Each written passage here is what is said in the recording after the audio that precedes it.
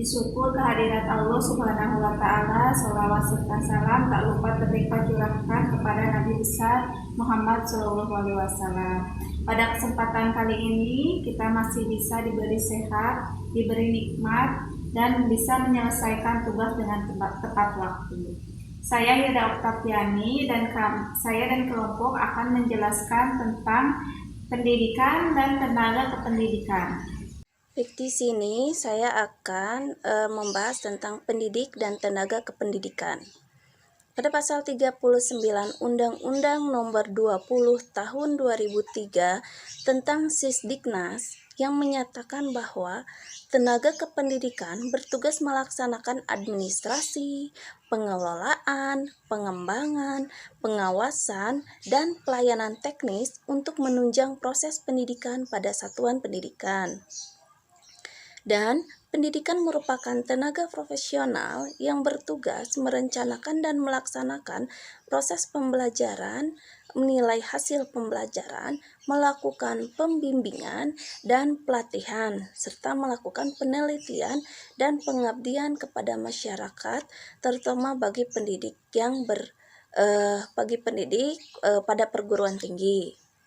Nah, pengertian pendidikan di sini adalah orang yang melakukan kegiatan dalam bidang mendidik, dan kata tersebut mengacu kepada kata pendidik karena kata itu mengarah kepada seseorang yang memberikan pengetahuan, keterampilan, dan pengalaman kepada orang lain.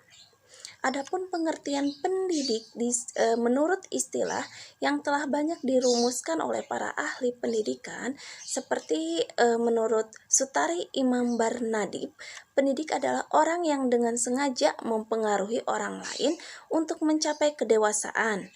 Sedangkan menurut Ahmad Tafsir menyatakan bahwa pendidik adalah siapa saja yang bertanggung jawab terhadap perkembangan peserta didik. Secara umum, pendidik ialah orang yang memikul pertanggungjawaban untuk mendidik, dan secara khususnya pendidik dalam perspektif Islam adalah orang-orang yang bertanggung jawab terhadap perkembangan peserta didik, baik potensi kognitif, afektif, maupun psikomotorik yang sesuai dengan nilai-nilai ajaran Islam. Adapun pendidik dalam kaitannya dengan pendidikan terhadap orang lain pada garis besarnya dapat dikategorikan ke dalam orang tua, guru, dan masyarakat. Akan meneruskan pembahasan dari pendidik dan tenaga kependidikan, dan yang akan saya bahas yaitu tentang tenaga kependidikan. Tenaga kependidikan merupakan anggota masyarakat yang mengabdikan dirinya dan diangkat untuk menunjang penyelenggaraan pendidikan. Di dalam undang-undang dinyatakan pada pasal 140 ayat 1, yaitu tentang tenaga kependidikan mencakup pimpinan satuan pendidikan, pengawas satuan pendidikan, tenaga perpustakaan, teknisi sumber belajar, dan lain sebagainya. Tenaga kependidikan di sini terbagi menjadi 3. Yang pertama, kepala satuan pendidikan, yaitu orang yang diberi wewenang atau bertanggung jawab untuk memimpin satuan pendidikan tersebut, seperti kepala sekolah, rektor, dan lain sebagainya.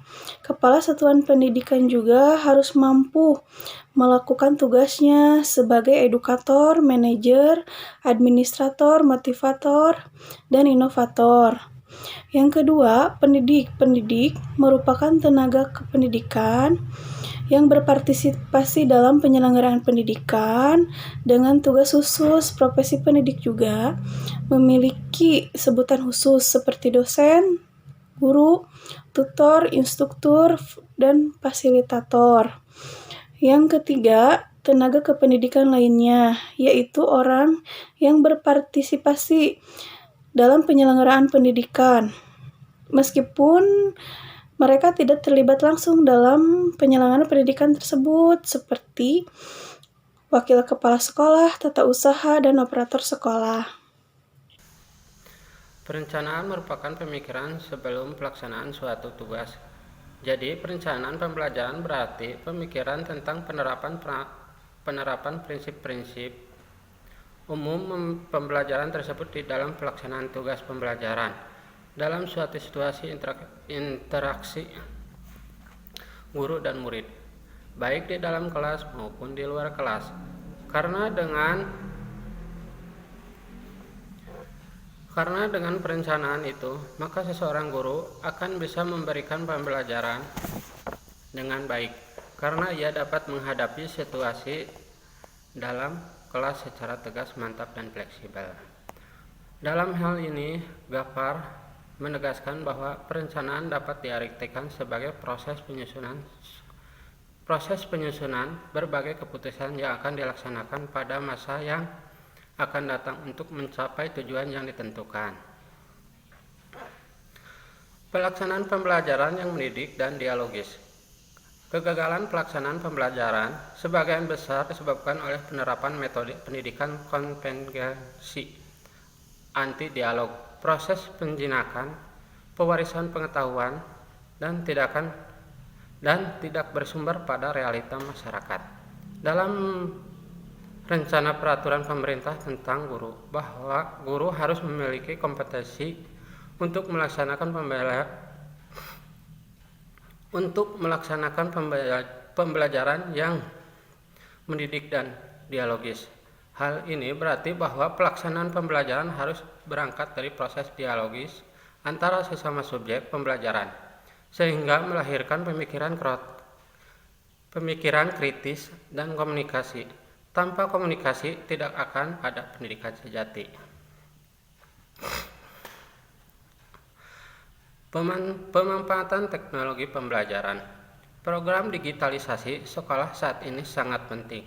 Karenanya, para pendidik harus mempersiapkan bekal untuk anak-anak agar dapat hidup sesuai zamannya nanti. Sehingga pemanfaatan teknologi sangat dibutuhkan terutama di era digital seperti sekarang ini. Saya Mutia Lestari akan menjelaskan tentang pedagogi guru mata pelajaran menurut Permendiknas nomor 16 tahun 2007. Nah, kesatu, menguasai peserta didik dari aspek fisik, moral, spiritual, sosial, kultural, dan emosional. Yang kedua, menguasai teori belajar dan prinsip-prinsip pembelajaran yang mendidik. Yang ketiga, mengembangkan kurikulum. Yang keempat, menyelenggarakan pembelajaran yang mendidik. Dan yang kelima, memanfaatkan teknologi informasi dan komunikasi. Yang keenam, memfasilitasi pengembangan potensi peserta didik. Yang ketujuh, berkomunikasi. Yang kedelapan, menyelenggarakan penilaian dan evaluasi. Yang kesembilan, memanfaatkan hasil penilaian dan evaluasi. Dan yang kesepuluh, melakukan tindakan refleksi. Sekian dari saya. Wassalamualaikum warahmatullahi wabarakatuh. Bismillahirrahmanirrahim. Saya di sini akan melanjutkan materi yang telah dijelaskan oleh teman saya, yaitu ada beberapa poin untuk kompetensi seorang guru. Seorang guru hendaknya mampu untuk yang pertama menguasai materi, struktur, dan pola-pola keilmuan yang mendukung mata pelajaran. Yang kedua, menguasai standar kompetensi dan kompetensi dasar pada mata pelajaran. Yang ketiga, mengembangkan materi pembelajaran yang diampu secara kreatif. Yang keempat, mengembangkan keprofesionalan serta berkelanjutan dengan melakukan tindakan reflektif. Yang kelima, memanfaatkan teknologi, informasi, dan komunikasi untuk berkomunikasi dan mengembangkan diri. Di sini juga ada 3 hal poin yang harus dicermati oleh seorang guru. Yang pertama, menetapkan bahwa setiap pendidik di setiap jenjang pendidikan harus memiliki kualifikasi akademik minimal D4 atau S1 pada bidang atau program pendidikan yang sesuai. Yang kedua, prinsip profesional. Itu seperti kita dapat dengan mudah membedakan seorang guru dengan mantri atau dengan dukun melalui cara kerjanya. Yang ketiga, selain memiliki ijazah S1 dan memiliki sertifikat kompetensi, seorang guru juga harus memiliki sertifikat profesi. Sertifikat profesi ini adalah bukti formal sebagai pengakuan kewenangan bagi yang telah memiliki kualifikasi akademik. Sekian penjelasan dari saya. Terima kasih. ini saya akan menjelaskan mengenai peran pendidik dan tenaga kependidikan. Di dalam Undang-Undang Nomor 20 Tahun 2003 dan Undang-Undang Nomor 14 Tahun 2005 dijelaskan bahwa peran guru yaitu yang pertama sebagai pendidik, di mana keseimbangan antara kognitif, afektif, dan psikomotor harus seimbang dan harus jelas. Terus yang kedua, guru sebagai pengajar, di mana di sini guru mengajarkan antara keseimbangan kognitif terhadap peserta didik. Yang ketiga, guru sebagai pembimbing, di mana guru menentukan atau membantu siswa dalam pemecahan masalah. Yang ketiga, pengarah, di mana guru di sini berperan sebagai menentukan alur atau jalannya siswa untuk mencapai suatu tujuan pendidikan. Yang kelima itu pelatih, di mana di sini guru dapat melatih keterampilan siswa terhadap kemampuan yang mereka miliki. Dan yang terakhir, guru sebagai penilai. Nah, peran di sini merupakan evaluasi yang dilakukan oleh guru terhadap hasil proses pembelajaran.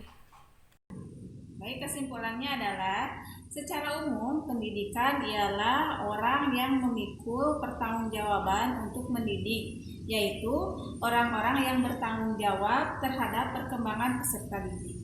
Sedangkan tenaga kependidikan adalah anggota masyarakat yang mengabdikan diri dan diangkat untuk menunjang pendidikan tersebut. Nah, sekian dari kelompok kami. Semoga presentasi ini dapat bermanfaat khususnya bagi mahasiswa PGSD.